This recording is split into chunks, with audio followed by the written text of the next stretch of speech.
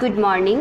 आज हम दक्षिणी चित्र शैली की महत्वपूर्ण चित्र शैलियों अहमदनगर और गोलकुंडा चित्र शैली के बारे में विस्तार से चर्चा करेंगे। अहमदनगर के हुसैन निजाम शाह प्रथम ने विजयनगर साम्राज्य को क्षीण करने में मुख्य भूमिका निभाई। सन 1565 ईस्वी में निजाम शाह की मृत्यु हो जाने पर उसका अल्पवयस्क पुत्र मुर्तजा गद्दी पर बैठा, पर निजाम शाह की गोलकुंडा वाली बेगम राजकाज देखती रही। यही मुर्तजा की मां थी, जिसे मुर्तजा ने सन 1569 ईस्वी में कैद कर लिया था। मुर्तजा ने अपने राज्यकाल में अपने पिता की प्रशंसा में तारीफ ए हुसैन शाही काव्य ग्रंथ को चित्रित करवाया। इस ग्रंथ में मालवा में चित्रित नियामतनामा का प्रभाव है, जो ईरानी है। यह ग्रंथ भारत इतिहास संशोधक मंडल पूना के संग्रह में है। इस ग्रंथ में 12 चित्र हैं, जो अधिकांश युद्ध दृश्यों से संबंधित हैं। इनमें एक चित्र गोलकुंडा वाली बेगम के विवाह से संबंधित है।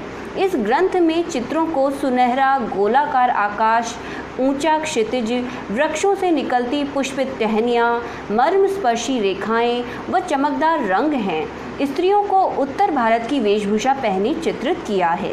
अहमदनगर में सन 1591 से 95 ईस्वी के बीच रागमाला से संबंधित चित्र भी बने हैं। ये चित्र मुर्तजा के छोटे भाई बुरहान द्वितीय के इशारे पर बने, क्योंकि इस दौरान वह अकबर की सहायता से अहमदनगर का शासक बन गया था। परंतु सन 1601 ईस्वी में अहमदनगर अकबर के अधिकार में आ गया। पेशवा मलिक आमेर की सहायता से इस प्रदेश के कुछ भाग पर बुरहान द्वितीय व मुर्तजा द्वितीय का अधिकार रहा। उसने दौलताबाद में एक नवीन किले का निर्माण कराया और खिरकी को नई राजधानी बनाया। सन 1633 ईस्वी तक संपूर्ण अहमदनगर राज्य पर मुगलों का साम्राज्य हो गया। अहमदनगर की कला शैली ने बीजापुर व गोलकुंडा की चित्र शैलियों को विशेष रूप से प्रभावित किया। गोलकुंडा सन 1530 ईस्वी से 1580 ईस्वी के मध्य इब्राहिम कुतुब शाह गोलकुंडा का संस्थापक राजा था।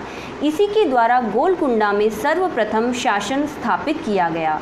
विजयनगर पतन के बाद सबसे ज़्यादा लाभ गोलकुंडा को ही मिला, क्योंकि विजयनगर से अनेक कलाकार एवं दस्तकार यहाँ आकर बस गए थे, जिन्हें कुतुब शाह ने संरक्षण प्रदान किया।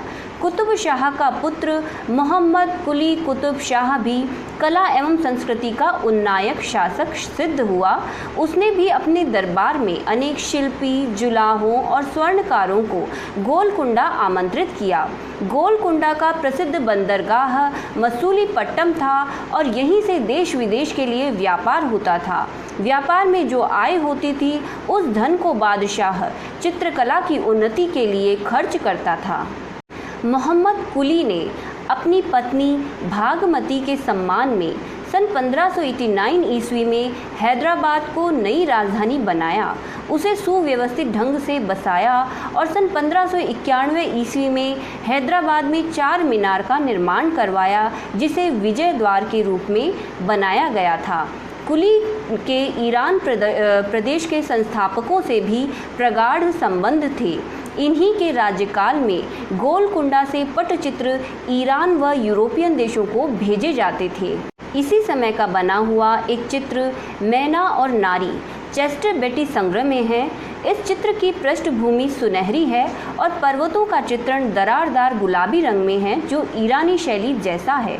अग्रभूमि में पुष्पित पौधे व मध्य भूमि में पेड़ अंकित हैं, जो चीनी कलम से साम्य रखते हैं। नारी आकृति को लंबे केश युक्त जामा, पायजामा, दुपट्टा एवं कीमती आभूषण पहने चित्रित किया है। गोलकुंडा की पासवान और नृत्यांगनाएं सुंदर व कीमती आभूषणों को पहनने के लिए प्रसिद्ध थीं। इन्हीं नृत्यांगनाओं एवं पासवानों के चित्र गोलकुंडा में बड़ी मात्रा में चित्रित हुए।